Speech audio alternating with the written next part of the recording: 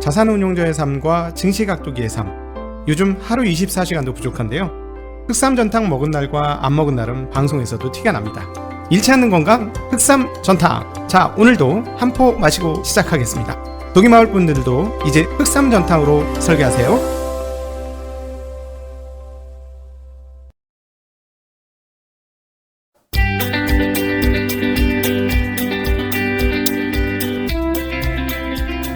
가기사는 증시각도기. 안녕하세요, 증시각도기 시청자 여러분, 투자자 여러분. 멋진 금요일 아침, Thanks God, it's Friday. 네, Friday가 시작이 되었습니다. 네, 시장이 우리를 속일지라도 우리는 전진하는 거죠. 전진하는 거고, 여러분의 심력을 키워주기 위해서 전체 판에 대해서 오늘 말씀드리고 미국 시장 정리해 볼까 합니다. 자, 미국 시장은 어떻게 됐다고요? 사상 최고 경신입니다. 또다시 S&P 500, S&P 500이 대표 지수라고 말씀드렸죠. 500개 종목이니까. S&P 500, 다우존스 지수 모두 사상 최고치로 마감했고, 나스닥 지수도 상승했습니다. 단, 반도체가 조금 빠졌어요. 네. 반도체가 조금 빠졌어요. 네. 요 정도입니다. 그러나, 기조는 뭐예요? 기조는 사상 최고치라는 거죠. 이걸 염두에 두시라는 겁니다. 사상 최고치, 멈추지 않아. 웬간해선 멈출 수 없어. 이게 지금 미국 시장의 상황인데요. 역시나 대표주의 상승이 시장 상승을 이끌었습니다. 애플이 무려 아니구나. 맞다. 무려 2.08% 올랐습니다. 2.08% 엄청나게 올랐죠. 아마존도 0.35% 올랐고, 마이크로소프트 1%, 알파벳 0.67%, 페이스북 0.75% 올랐습니다. 자, 이렇게 얘기 드릴까요? 이 빅5 주식들이 성성하는 한 반도체 안 죽는다가 결론 아니겠어요? 네, 안 죽는다. 그리고 이게 또 ESG하고도 관련이 상당히 높습니다. 특별히 인텔이 문제인데요. 인텔은 오늘 1.1% 빠졌는데, 인텔이 올라줘야 돼. 지금 우리나라 입장에서 인텔이 올라줘야 되는 상황인데, 이게 뭔 말이냐면, 인텔은 이 IT 업계 ESG의 핵심인 회사입니다. 왜 그런가요? 서버에서 사용되어지는 전력량이 어마어마하게 많잖아요. 그리고 아무리 지금 AMD가 PC 시장에서 많이 발군을 한다고 해도 역시나 강자는 누구인가요? 인텔입니다. 자, 그러면 새로운 CPU는 무엇을 얘기하는 건가요? 새로운 CPU. 예, 새로운 CPU라는 건 핵심 뭐예요? 성능이 좋아지는데, 그 성능이 좋아지는데 뭐는 떨어져? 사용 전력은 떨어진다. 이게 진보된 칩의 핵심적 내용 아닙니까? 그럼 결국은 인텔이 그런 칩을 만들어주는지 여부가 상당히 중요하고, 그런 칩을 만들어준다면 어떻게 되는 겁니까? 데이터 센터들이 바꿀까요? 안 바꿀까요? 바꾸죠. 당연히 바꿉니다. ESG 경영이라니까요. 칩을 바꾸는 게 ESG 경영이에요. 왜냐하면 전체 토탈 단위당 전력 소비량이 훨씬 더 줄고, 그리고 단위당 처리 속도가 빨라지기 때문에 전력 소용량이 곱하기 해서 계산을 해보면 훨씬 더 적어지는 거거든요. 그렇기 때문에 인텔은 굉장히 그런 측면에서 중요한 회사고, 자, 그렇다면 인텔이 그렇게 해서 ESG를 실천을 해준다. 그러면 어떻게 되나요? 메모리가 다 바뀌는 거지. 메모리가 다 바뀝니다. 자, 그러나 언제 되느냐가 문제잖아요. 그러면 데이터 센터가 앞으로 하염없이 설비 증설 안 하고, 우리 설비 과잉이야.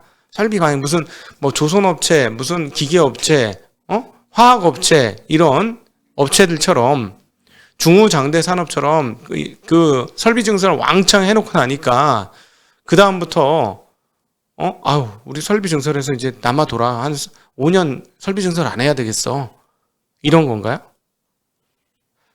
예전에 화학업체가 2000 제 기억으로 그때가 이제 2009년 이후였죠. 정확하게 2008년부터 시작됐다고 봐야 돼요. 왜냐하면 중국에서 4조 위안의 돈을 풀었었죠. 어마무시한 돈을 풀었었어요. 4조 위안을 그냥 쎄리 박았는데, 그거 하고 나서 과열이 온 게 지금도 후유증이 있다고 보는 거 아닙니까? 그 4조 위안 때문에. 그때 4조 위안의 충격파는 지금 미국에서 하는 1조 달러, 3.5조 달러하고는 비교가 안 되게 큰 돈이었어요. 그냥 다 때려 박았거든. 왜냐면 가전, 하약 이러면서 그냥 돈을 갖다 퍼부었어요. 자, 그때 화학업체들이 어땠습니까? 갑자기 돈을 때려 부어가지고 막 경기가 활성화되자 증설을 했는데, 야, 이제 피크야, 피크. 근데 그 다음에 또 증설은 또 피크야 피크한데 그 피크 하면서 고공행진한 게 2012, 13년까지 갔죠. 그래서 그때 우리 일컬어 그것들을 차화정 장세라고 했어요. 자동차도 좋았고 그때 가정하향하고 기차 하향 뭐 이런 거 기차 하향은 아니고 뭐라 그랬는데 자동차도 사게 만들었고 가전제품도 사게 만들었고 이러니까 가전제품 껍데기 뭘로 만들었잖아요. 네, ABS 같은 화학제품으로 만들었잖아요. 그러니까 화학업체들이 고공행진을 했던 거예요. 그래서 지금 생각하면 되게 말이 됩니까, 여러분? 2012, 10년, 11년, 12년 그때를 차화정 장세라고 불렀습니다, 한국을. 자동차가 너무 좋아. 화학이 너무 좋아. 정유가 너무 좋아. 지금 상상이 되나요, 여러분? 그랬다니까요. 자, 그러면 자, 중국 예를 들었던 건 뭐냐면, 그럼 지금의 데이터의 흐름들이 그때 중국의 발전 속도 막 이렇게 돈 풀어갖고 발전 속도 하는 거에 훨씬 더 뒤처지는 그런 정도의 수준일까요? 그러면 이 중후장대 산업이 설비 증설했다가 몇 년 동안 설비가 너무 많아갖고 공급 과잉 터져가지고 난리가 나는 그게 지금 데이터 센터가 공급 과잉이 터져가지고 몇 년간 쉬어야 되는 그런 상황일까요? 아닌 것 뻔히 아시죠? 길어봐야 1년입니다. 길어봐야 1년. 자, 그래서 조금 있다가 토크할 때 15분 이후에 토크할 때 이번에 반도체 상황들을 어떻게 대응해야 하는지에 대한 실전적인 그 방법을 살짝 말씀드리도록 그렇게 하겠습니다. 네. 개인들이라 더 쉽게 할 수 있는 부분이기도 해요. 오히려 기관 애들은 힘들어. 이거 못해. 제가 보기에는. 근데 개인들은 할 수 있다는 거 다시 한번 말씀드리면서 자, 오늘 미국 시장 S&P 500과 다우존스 지수가 사상 최고치를 또다시 경신을 했습니다. 경기 흐름이 계속해서 회복되고 있다는 것을 보여주고 있지요.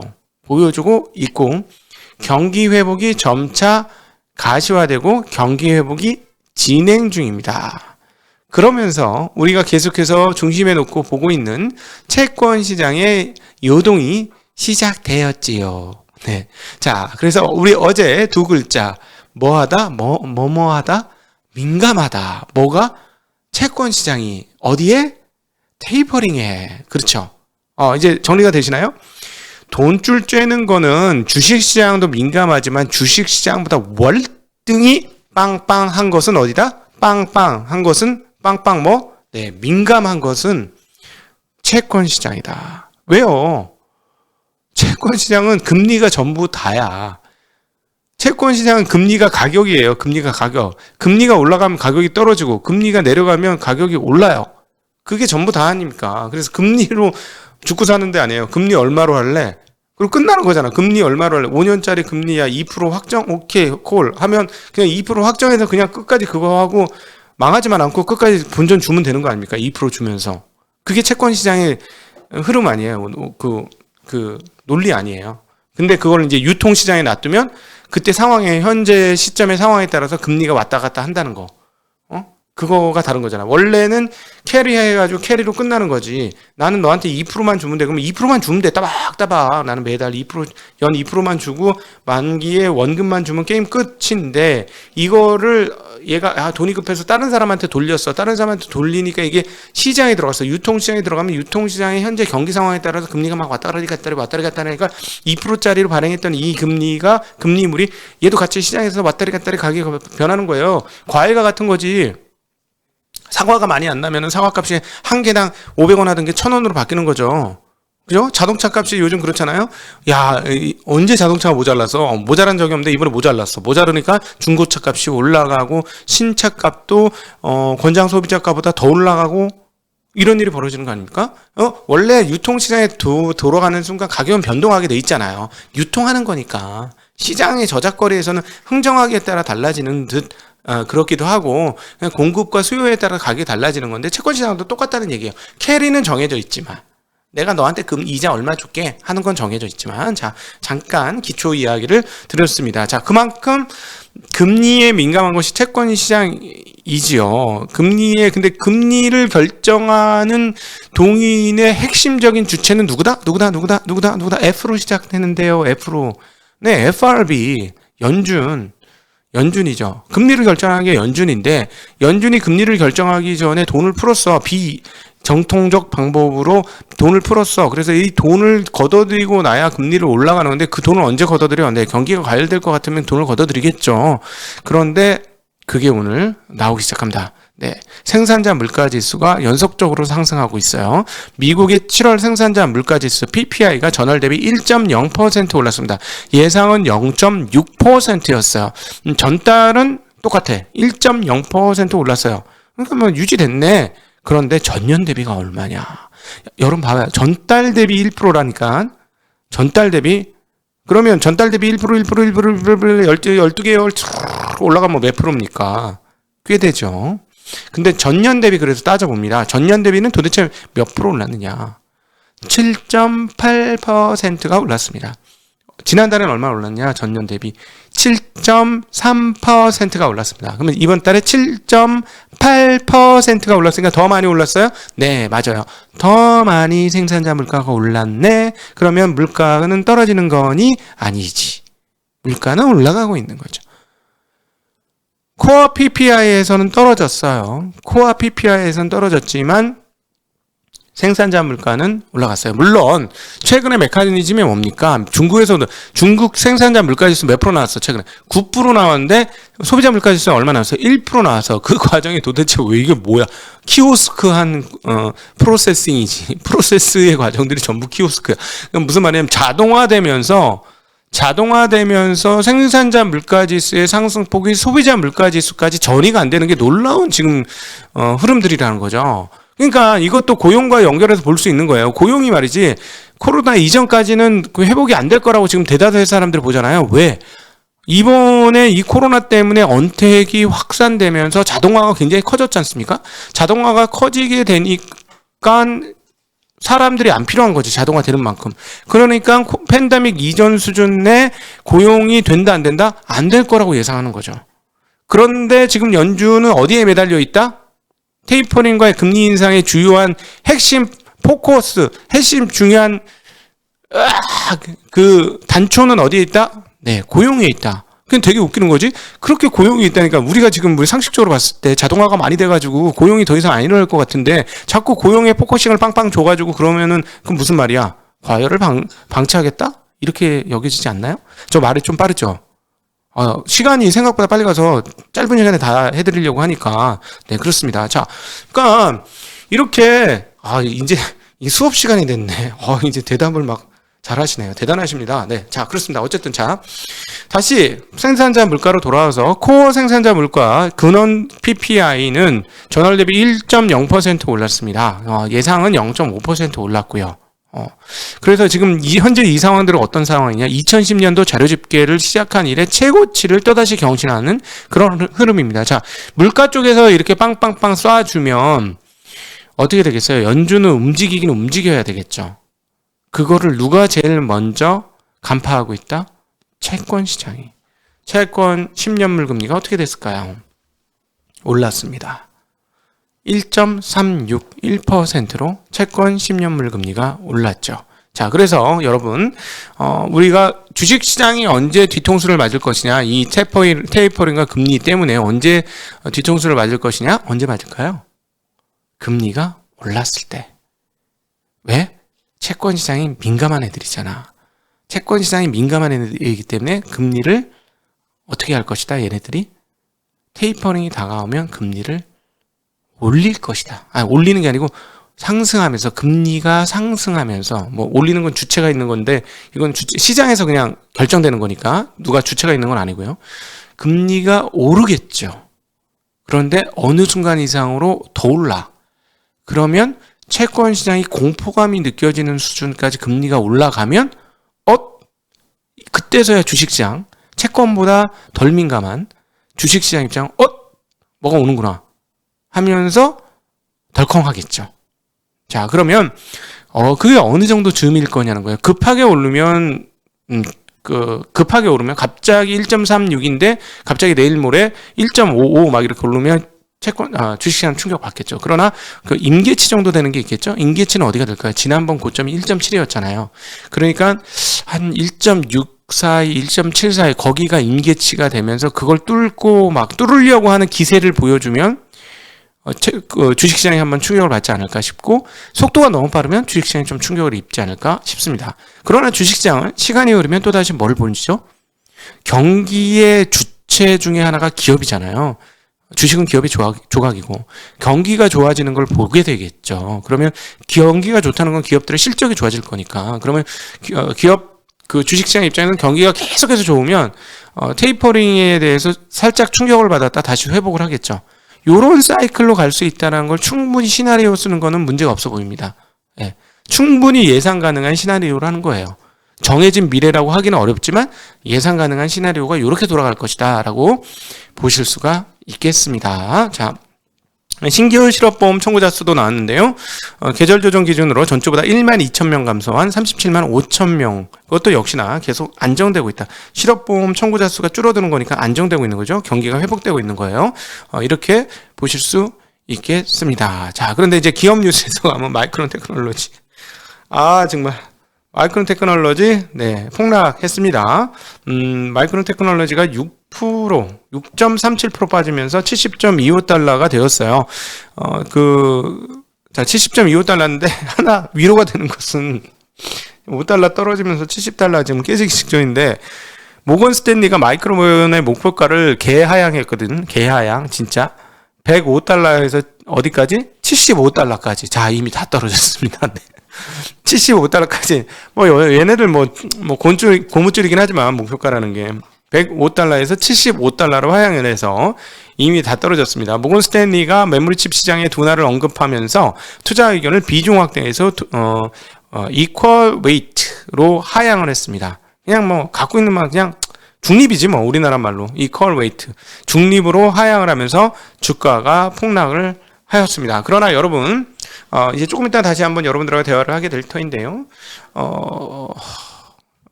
개인들의 가장 강력한 무기는 시간이라는 게 있습니다. 여기서 이제 시간이란 강력한 무기를 꺼내서 지금 반도체를 투자하신 분이라면 시간이라는 칼을 휘두를 때가 왔다라고 말씀드리고 싶네요. 조금 이따 다시 한번 이거는 실시간 토크 시간에 조금 더 자세히 말씀드리도록 하겠습니다.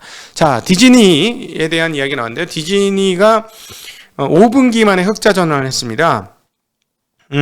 이제 셧다운이 풀리고 있다는 거죠. 그러니까 테마파크도 사람들이 더 많이 들고 있고 스트리밍도 좋아요. 그러니까 이게 지금 오히려 넷플릭스는 그 경쟁자가 생긴 거라서 역시나 넷플릭스는 오늘 오르지 못하고 0.33% 떨어졌는데요. 지금 신규 디즈니 플러스의 신규 가입자 숫자가 1억 1,600만 명이라고 합니다. 그러면서 우리나라는 아직 합니까? 한국에서는 안 한 것 같은데 역시나 여기서 우리가 읽어야 될 대목이 하나 있어요. 전 딱 이걸 보자마자 역시 뭐가 강하다? 오리진이 굉장히 강하다라는 걸 느낍니다. 네. 저희도 미국 마감에 한국의 오리진이 되도록 미국 분들도 한국말 쓰실 수 있는 분은 오히려 저희 방송에 미국 시장 이해하는 데 조금 더 도움이 되지 않을까요? 그래서 어쨌든 미국 마감에 오리진이 되도록 하겠습니다. 역시 기본적으로 자기가 가지고 있는 기본적인 오리진 콘텐츠가 이렇게 강하다는 거 다시 한번 느낍니다. 자, 그러면 앞으로 지금은 아니죠. 아직 저는 계속 굉장히 멀었다. 한 3, 4년 지금 페이스북은 지금 생사가 걸려 있어요. 왜냐하면 페이스북은 메타버스 빨리 가야 돼요. 오리진이 아니거든 얘들이. 얘네들은 오리진이 아니야. 그리고 남의 거 중개업체잖아. 사실 인력시장 같은 중개업체잖아. 사람과 사람을 연결해 주는 게 페이스북 아닙니까? 남의 얼굴을 보게 해주는 얼굴책이잖아. 얼굴책. 페이스북. 근데 이제 여기에 대해서 지금 애플이 개인정보 보호를 걸었단 말이죠. 줄이 끊긴 거예요. 그러니까 메타버스에 목을 걸 수밖에 없어요. 제가 보기에는 페이스북은. 거기서 새로운 시장을 창출해야 되거든요. 그래서 자꾸 무슨 킬러지? 오큘러스. 네, 오큘러스 같은 거 자꾸 만들잖아요. 근데 이거 AR 기기가 근데 아직까지 조금 부족합니다. AR 기기가 정말로 잘 되려면 쉽게 얘기하면 접고 들고 댕길 수 있을 정도로 주머니에 들고 댕길 수 있을 정도가 되면 오케이예요. 그때면 아주 모든 사람들이 주머니에 이거 하면서 이제 나중에는 지금 핸드폰 보던 사람이 전철에 다 이거 안경 이상한 거 쓰고 앉아 있는 거 보게 되실 수도 있어요. 그때가 이제 메타버스의 시대이죠. 그래서 이 메타버스의 시대가 왜 이 얘기를 잠깐 드렸냐면 이걸 얘기 드리려고 드린 거예요. 머릿속에 생각이 많다 보니까 곳곳에 이어져. 자, 메타버스에서 누가 최고일까요? 오리진 컨텐츠가를 갖고 있는 사람들이 최고입니다. 예.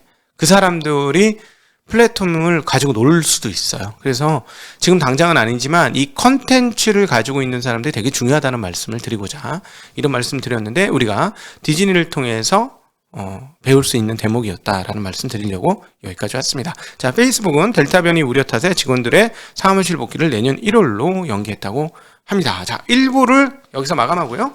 여러분들하고의 토크 곧 시작하도록 하겠습니다. 안녕.